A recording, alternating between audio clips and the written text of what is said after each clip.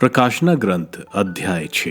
प्रथम 6 मोहरे खोली जाती। मेरे सामने वह दृश्य चलता रहा जब मेमने ने उन 7 मोहरों में पहली मोहर खोली, तो मैंने 4 प्राणियों में एक को मेघ गर्जन जैसे स्वर में यह कहते सुना, आओ। और मेरी आंखों के सामने एक सफेद घोड़ा दिखाई पड़ा। जो उस पर सवार था वह धनुष लिए था, उसे एक मुकुट दिया गया था और वह विजयी की तरह विजय यात्रा के लिए निकल पड़ा। जब उसने दूसरे मोहर खोली तो मैंने दूसरे प्राणी को यह कहते सुना, आओ।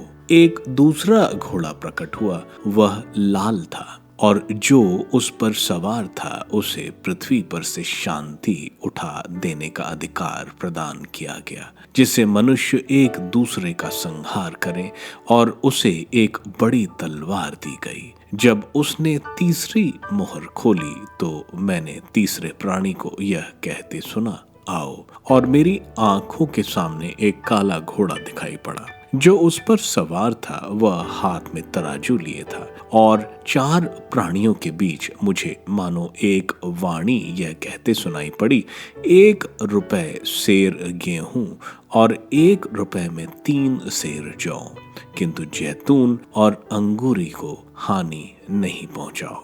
जब उसने चौथी मोहर खोली तो मैंने चौथे प्राणी को यह कहते सुना, आओ। और मेरी आंखों के सामने एक पीला घोड़ा दिखाई पड़ा।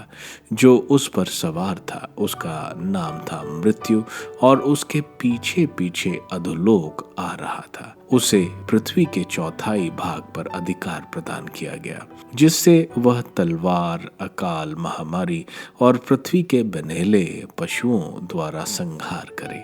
जब उसने 5वीं मोहर खोली तो मैंने वेदी के नीचे उन लोगों की आत्माओं को देखा जो ईश्वर के वचन के विषय में साक्ष्य देने के कारण मारे गए थे।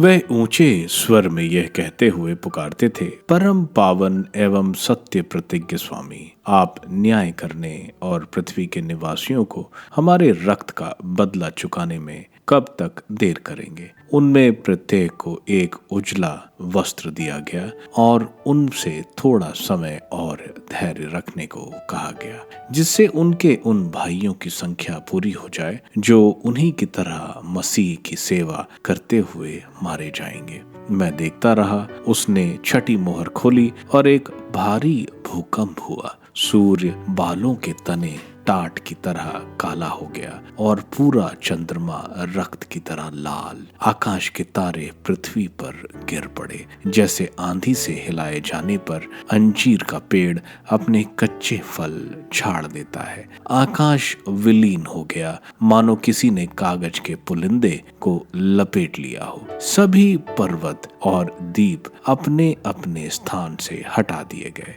पृथ्वी के राजा, सामंत, सेनापति, धनवान और शक्तिशाली लोग, दास और स्वतंत्र व्यक्ति, सब के सब पहाड़ों की गुफाओं और चट्टानों में छिप गए, और वे पहाड़ों और चट्टानों से बोल उठे, हम पर गिर पड़ो और सिंहासन पर विराजमान की दृष्टि से और मेमने के क्रोध से हमें छिपा लो, क्योंकि उनके प्रतिशोध का महादिवस आ गया है। कौन टिक सकेगा?